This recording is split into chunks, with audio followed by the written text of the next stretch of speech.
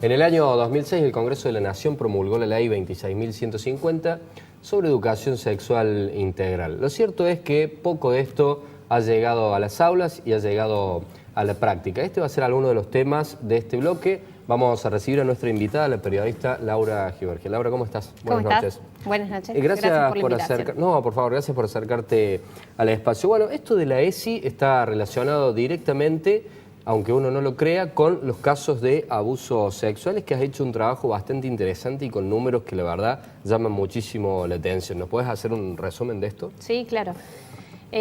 Particularmente lo que a mí más me interesa de los contenidos de la ESI en relación con los temas de abuso sexual son aquellos que les dan a los niños herramientas para poder expresar, manifestarse, denunciar, oponerse a determinadas prácticas.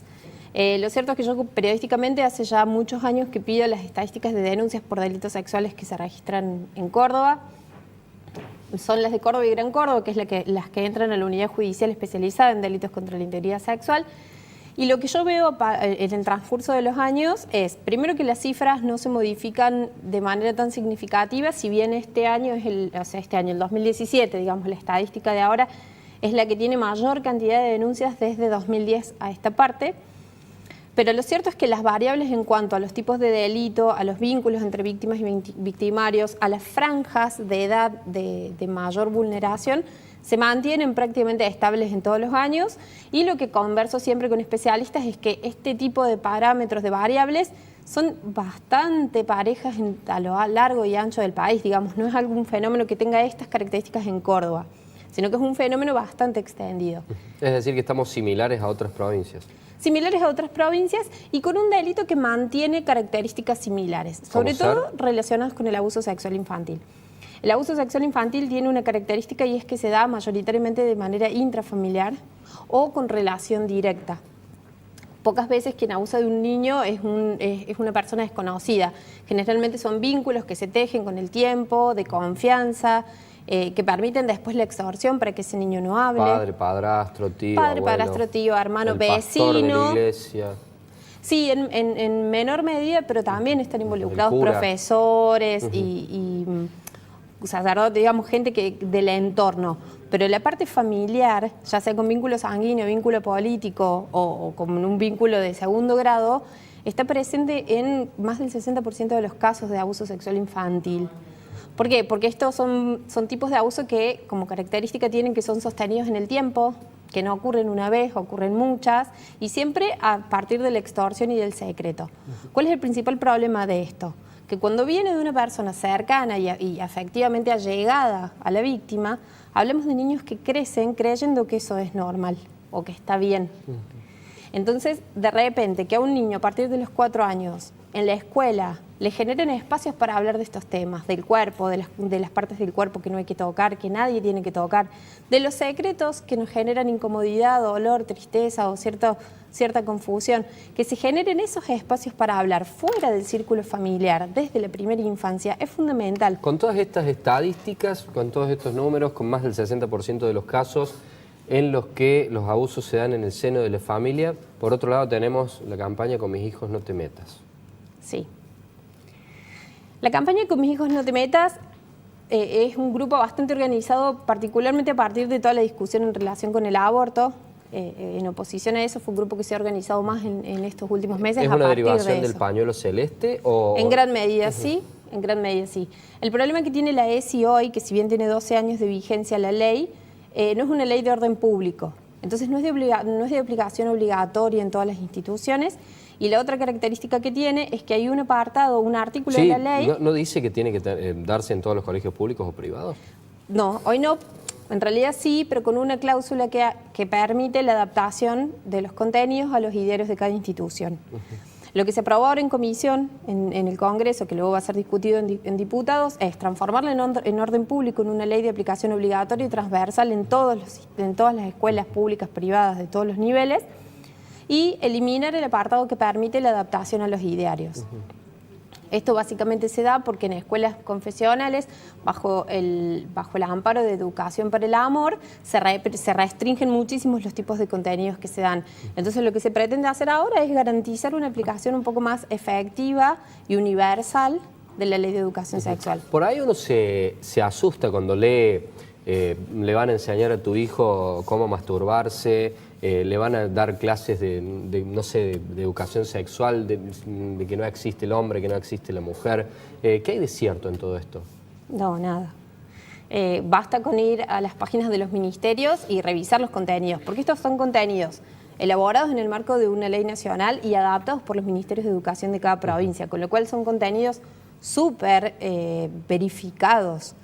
¿Qué institución está detrás de todo esto? Porque no es gratis hacer una campaña publicitaria en los parabrisas de los colectivos, vía redes sociales, tiene un costo elevado. Tiene un costo elevado, no la puedo identificar. Hay algunas como Cita con la Vida o algunos sectores religiosos que, tanto católicos como evangélicos, que se han identificado. También hay un montón de gente que no pertenece a estas religiones y también se identifica con esto, que consideran que la educación... Digo, pero ¿quién paga la factura de la publicidad? Habrá que preguntar, no lo sé yo.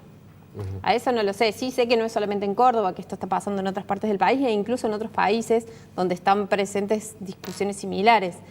Para mí lo importante es entender que cuando uno habla de una educación sexual integral que se dé en las escuelas de manera universal, lo que estamos tratando es de democratizar ese contenido y asegurarnos que haya una base de información que llegue a toda la población escolar.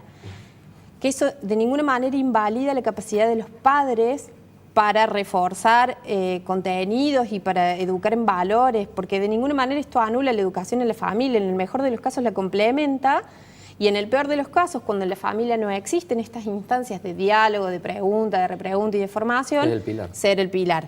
Pero digo, me parece que una cosa no invalida la otra, que hablar de una ley de educación sexual, que hablar de contenidos que se dicten desde la primera infancia, siempre adaptados pedagógicamente a la capacidad cognitiva de los niños. ¿Qué presencia tiene el progresivo? ¿Qué presencia tiene el Estado en la formación docente al respecto?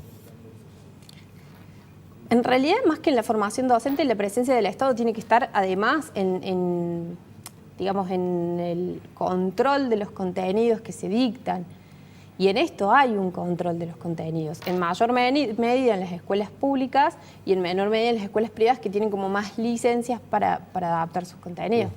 ¿Pero se controla que se dicte educación sexual en los colegios hoy por hoy no. ¿Hay libertad de...? Hoy por hoy no. Hoy por hoy no se controla de manera tan efectiva o tan lineal y que sea transversal y que esté en todos los niveles y que no sea una materia que les dan una vez al mes, sino que sea... Hoy por hoy no se da un contenido tan exhaustivo en todas las instituciones. Pero me parece que potenciar la ley...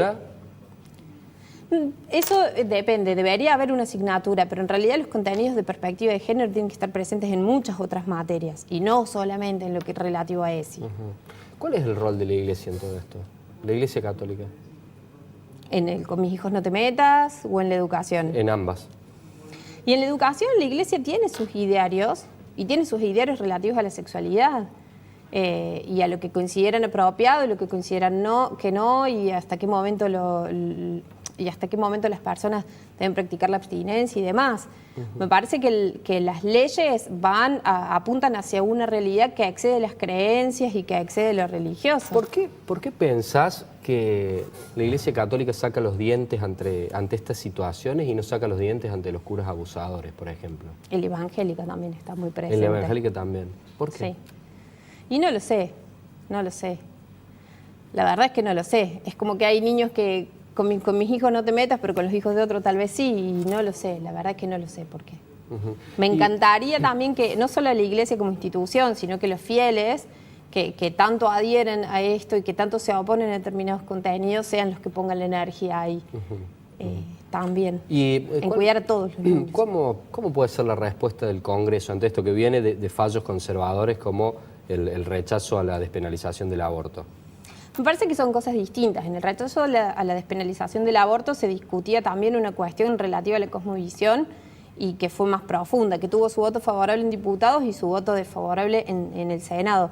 En este caso hablamos de una ley que ya está, que fue muy consensuada, que fue muy debatida, sobre la que hay profundo acuerdo, porque incluso quienes se oponían a la legalización del aborto durante las discusiones en el Congreso apuntaban a potencializar la ley de educación sexual integral como una herramienta para prevenir los embarazos no deseados.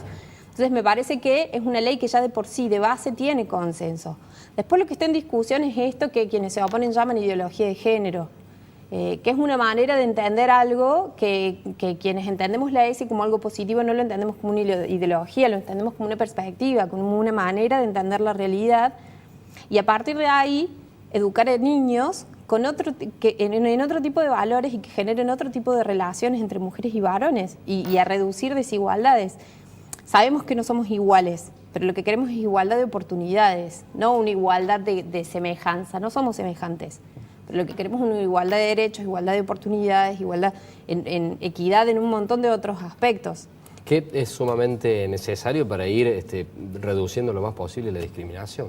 Para reducir la discriminación y para generar vínculos sanos, para que nuestros hijos no reproduzcan patrones de dominación entre el hombre y la mujer o patrones de subestimación respecto de la mujer frente al hombre. Laura, lamentablemente nos hemos quedado sin tiempo, pero te agradecemos por haber formado parte del espacio y por este interesante recorrido que hemos hecho por el tema. Gracias a ustedes por la invitación. Nosotros nos despedimos hasta la semana que viene. Siga compartiendo la pantalla.